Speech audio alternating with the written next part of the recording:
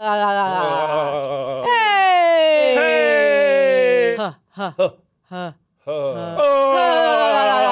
I'm warmed up. I'm ready to Is do that some it? Shakespeare. On today's episode, we're sitting down with esteemed acting coach, writer, director, and actress Natasha Elias. We're learning about self-discovery. Do not miss this. Tune in and stay till the very end if you want to learn about finding that part of yourself inside and not judging it, but embracing it.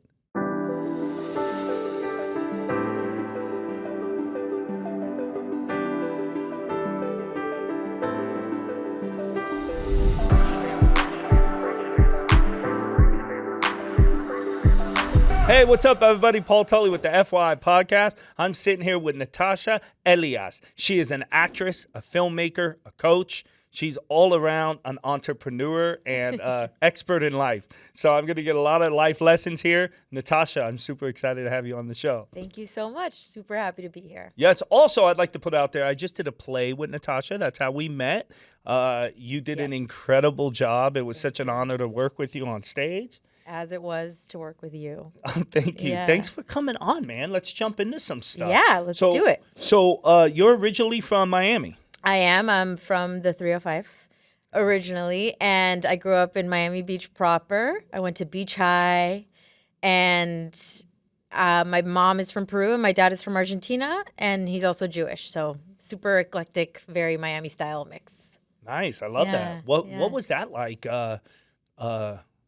Being that's like super mixed, different cultures. Yeah. I mean, what was that like? Did you grow up in a predominantly Jewish neighborhood or Latino neighborhood? Yeah, I would say Miami is such a melting pot, and I grew up in both. So Miami Beach is a very Jewish area as well. And then where I grew up, yes, was predominantly Jewish and Latino, which is so funny because when I moved to New York and LA, being Latin and Jewish was like such an anomaly, but in Miami, it's very normal.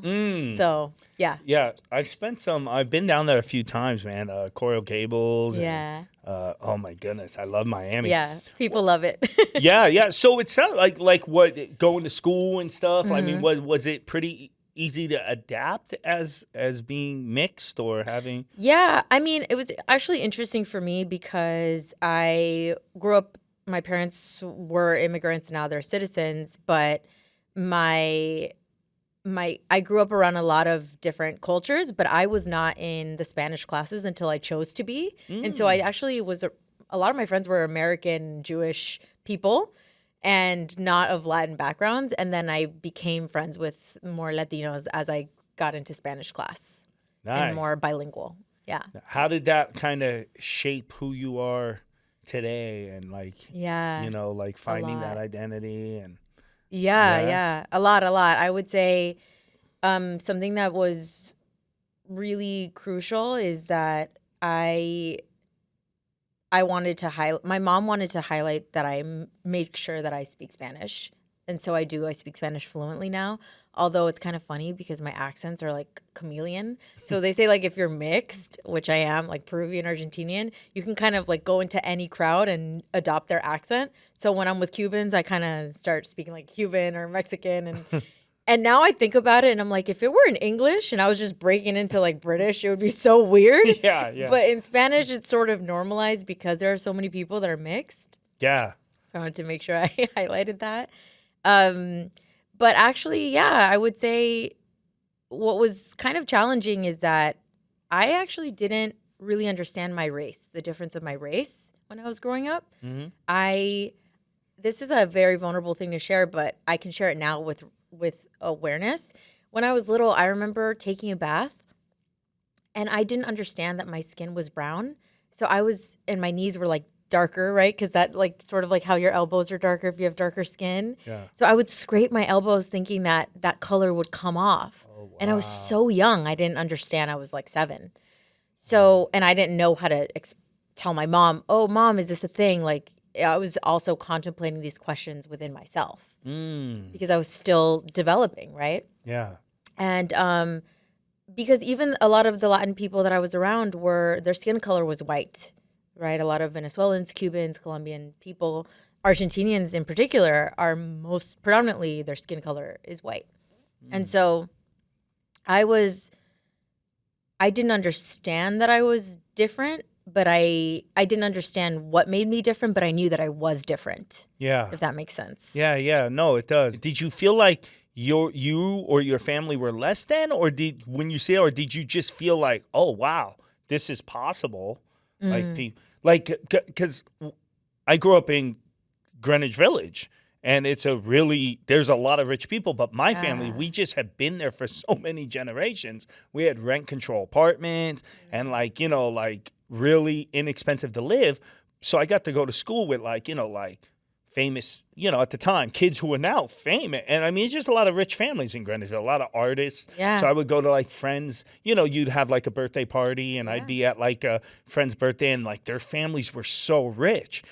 So I had a best friend. His dad was I don't remember what kind of lawyer, but he was a lawyer. They were Jewish and Brazilian. And his mom was Brazilian, his dad was Jewish, and they were super rich. And we all would hang out there.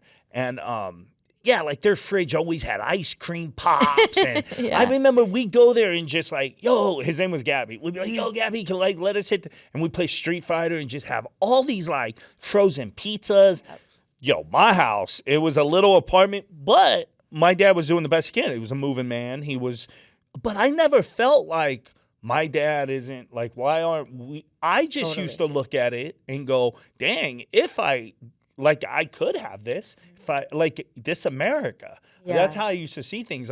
We're not rich, but my dad's doing the best he can.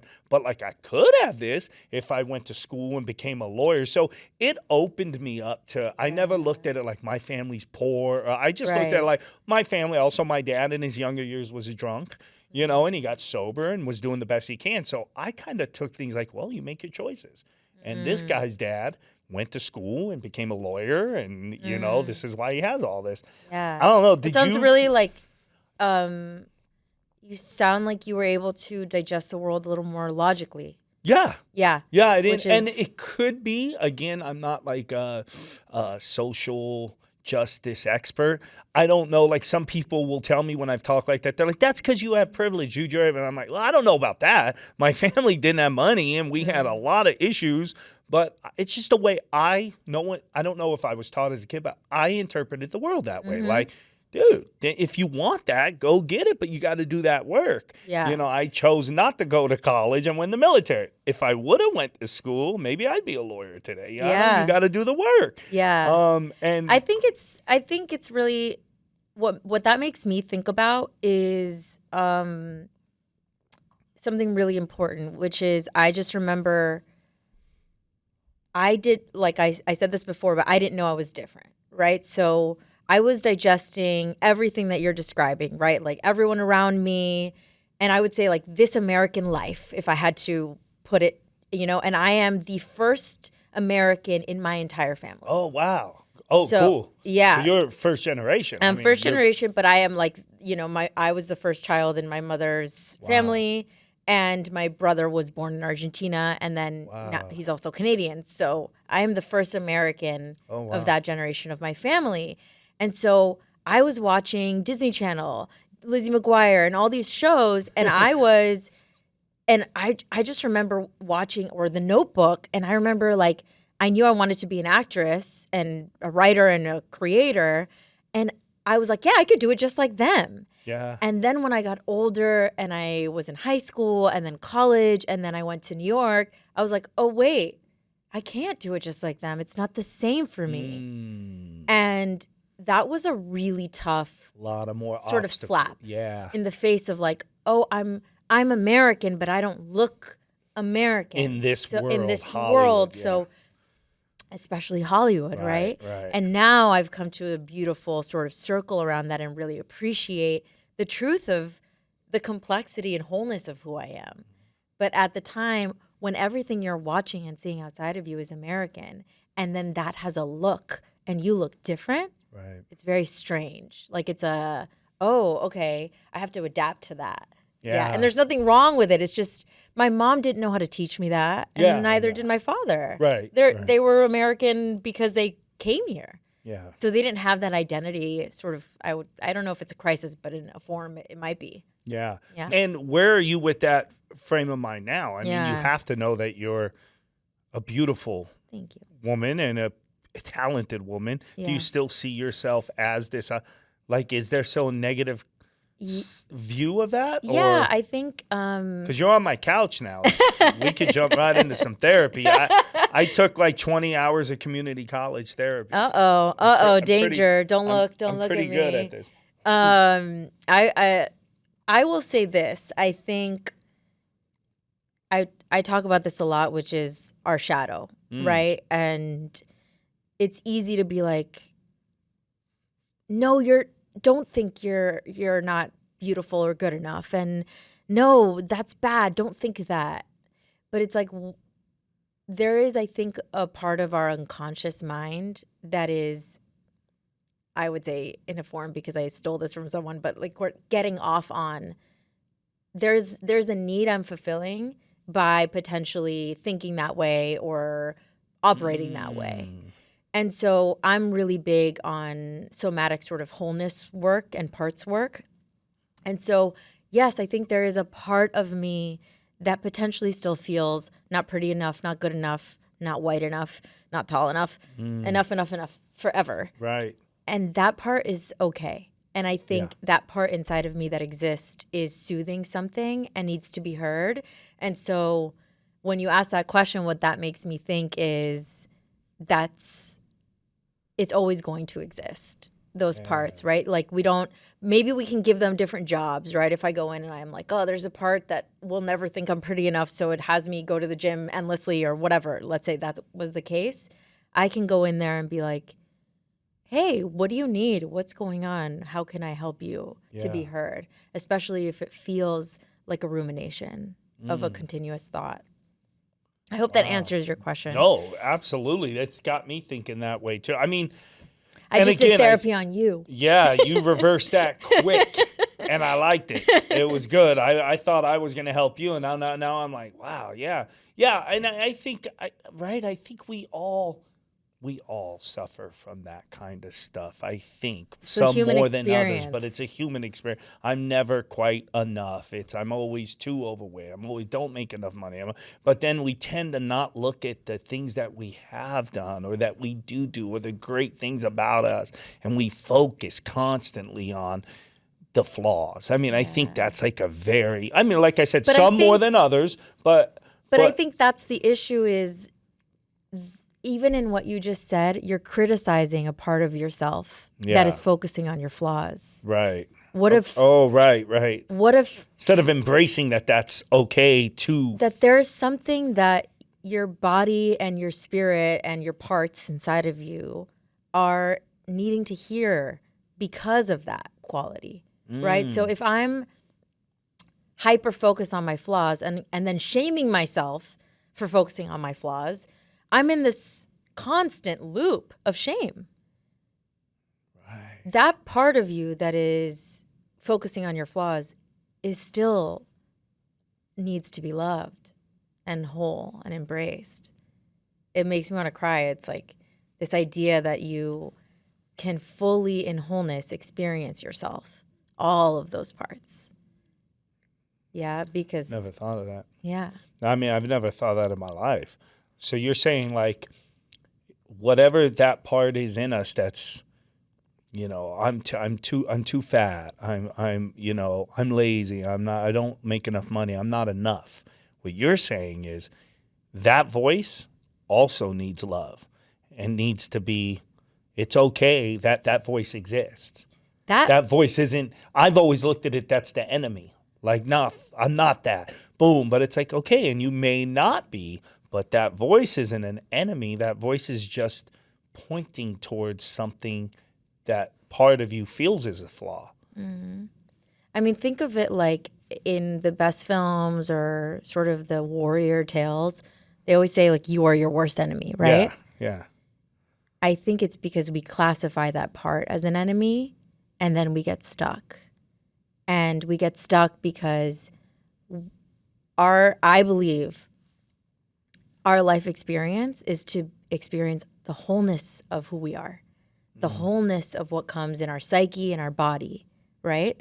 So if I'm experiencing wholeness and I'm having this full alive experience, which means a lot of suffering, a lot of joy, a lot of grief, a lot of dark thoughts, a lot of shadow, it's all encompassing. We didn't come here to just experience gratitude and joy and beauty. We've just, as a collective, decided that that's the right thing to feel. Yeah. But there is so much room for, and this is so true about empathy, right? Like, have you ever found that the most empathetic people that you have felt potentially have dealt with their demons? Yeah. Right? And have sat with their demons? Yeah. I always say, like, the people in my life the closest to me, they've got to have visited with themselves deeply in those ugly parts, because I've visited with those parts and I still have way to go. But I can love you more because I have done that, because I've learned to embrace all of that. Right? And so I think that is the power of healing through collective. Yeah. Yeah. That's really powerful, Natasha. That's a good point. And it really leads me into what I do know about you. I mean, we just met, but what I view is you're a very loving person, and you're very like, I know we were texting about something. I think it was the reading and of the play, and you were like, oh, make sure you wear your mask and stuff when you're outside. And I think I said something like, you're like, be safe. And I'm like, Yeah. I'm always safe. Like, Yeah. you know what I mean? I ain't wearing a mask. I'm always safe. And, but it was like, I remember that day after we text, like I went on doing something. I was thinking about you. I'm like, what a beautiful thing for her to say. Like, remember, Paul, to wear a mask. It was like, not a motherly thing, but like a loving, like I wouldn't even think to tell her, hey, yo, make sure you're wearing a mask. The fires, the ambers are out there. I'm like, and I was like, that's so sweet that you think that way. And I see your posts and, how it's like everything was like, hey, if you want to help out. And a few of our friends, especially, that's what I do love about artists. When things happen, they're very almost overwhelming, because I'm like loving, but sometimes I'm like, all right, enough with the fundraisers. You know what I mean? But you were really serious about that, and like community and taking care of people. So I get that. And what I'm trying to say is I understand it more now by what you were just talking about. It's that you've dealt with your like demons and face things, and you have more empathy towards the human because of that. And I could relate with that. I mean, I've dealt with lots of demons. I might sometimes be a little rough around the edges, but I get it. I do have more empathy than the prior me. Yeah. So you're right. It's like, if as long as you have empathy for yourself, and that really is how you affect the world. It's like, being of service is a beautiful thing, but loving yourself truly, like deeply, that's the service that you give to the world, because it's emanating and influencing to others. I think if you love yourself, that will pretty much come naturally. Truly love yourself, not vainly narcissistic love you. Well, it's a complex idea. Yeah. But if you really, it just makes you a better person, right? You might care about others, which we need in this world. Yeah. There's a lot of people that actually don't really care, Well, they do, but they're struggling, Yeah. I forget who, I wish I could think of who said this, but there's a woman who is a therapist, and she teaches internal family systems parts work,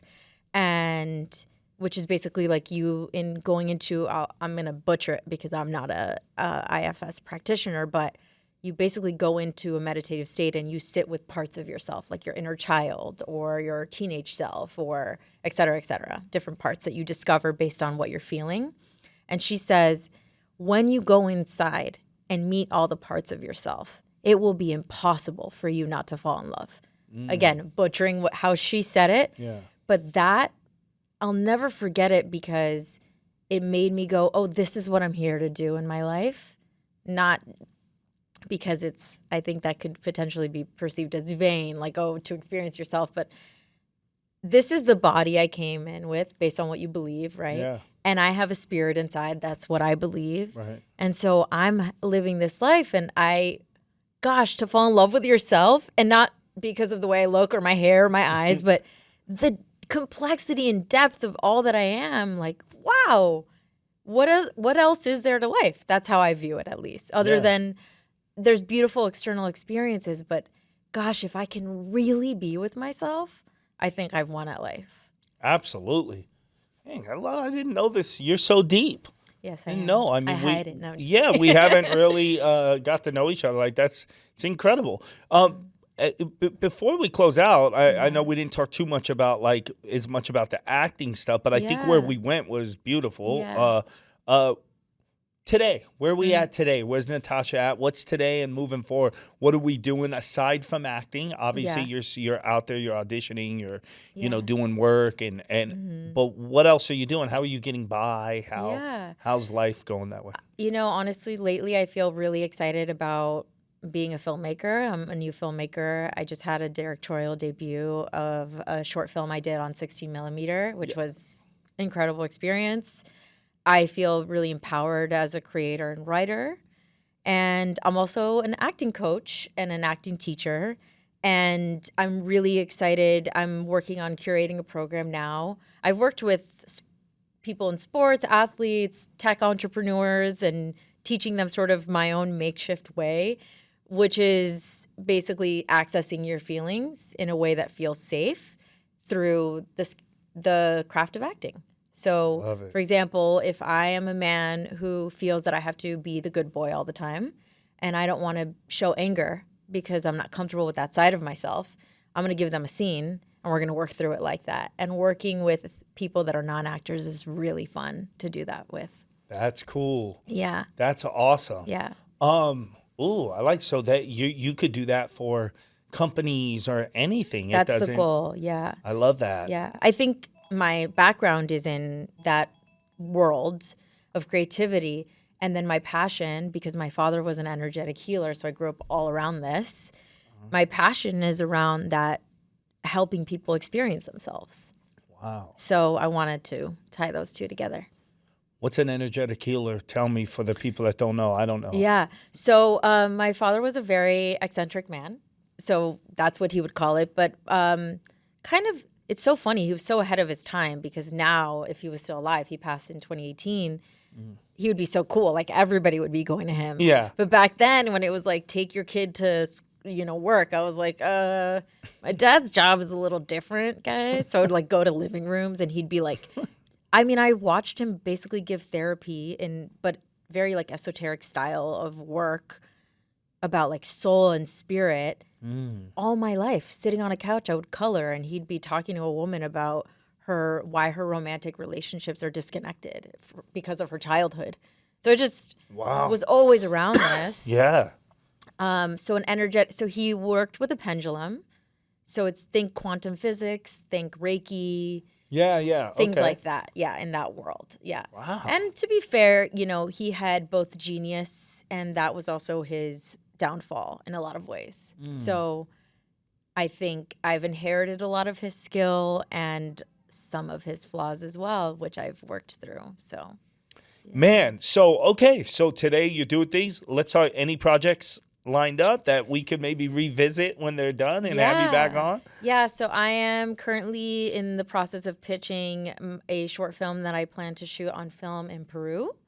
Nice. And I'm also pitching a feature that I wrote as well. So that's my filmmaking projects. I'm an acting teacher at Anthony Mindel Studios, on a short break right now because of the fires. And I hopefully will be working on some acting on television very soon. I had a really busy year last year, so hoping for that to continue.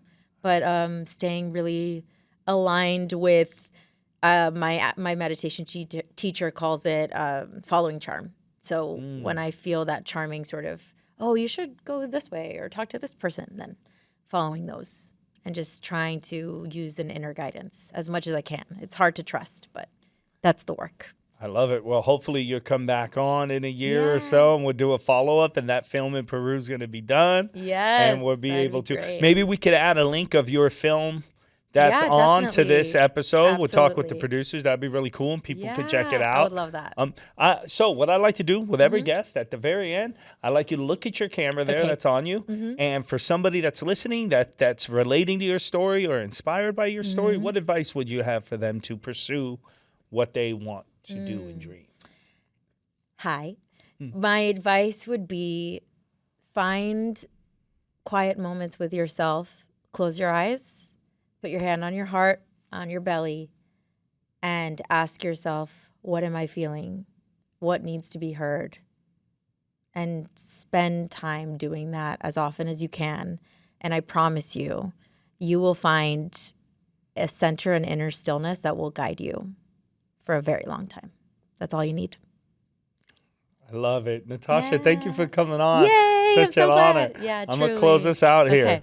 All right, everybody, this is another great episode of FYI. I hope something you heard on this episode helped you on your journey. I hope you're on the journey. If you're not, start today and keep on it. Keep chasing the dreams. I'm chasing my dreams. Natasha's chasing hers. Let's chase them together. See you on the next episode. You should never stress about the problems you be facing. Everybody in the mud on the struggle trying to make it. Look into the mirror and you see the motivation. Then you step into the world and you find your inspiration. I'm finding inspiration, and once I get a hold of it, I'll never get complacent. Look into the mirror and you see the motivation. Then you step into the world and you find your inspiration. Okay, so some of the things I would do to get you in your voice. I talk a lot about being in your voice. So I would clasp your hands. Okay. And this is just for your jaw. So you want to loosen your jaw, and I'm going to look funny doing this. And you want to shake. So this is the example. And you want to let sound out. And like finish it. Yeah, and then another one is you can send a hey to the person at the furthest corner from the room. Hey! Hey! Hey! Hey! And then you can massage your jaw and shake it a little. So the idea is you want to let out like a light huh sound. That's the bass sound. Huh, huh, huh, huh, huh. When in theater school, you just see people screaming huh everywhere and shaking their legs. This one's interesting. You want to sound like you're yodeling. Oh. Yeah, not yodeling. Exactly like that. Yes. I'm warmed up. I'm ready to do Is that some it? Shakespeare. Yodeling.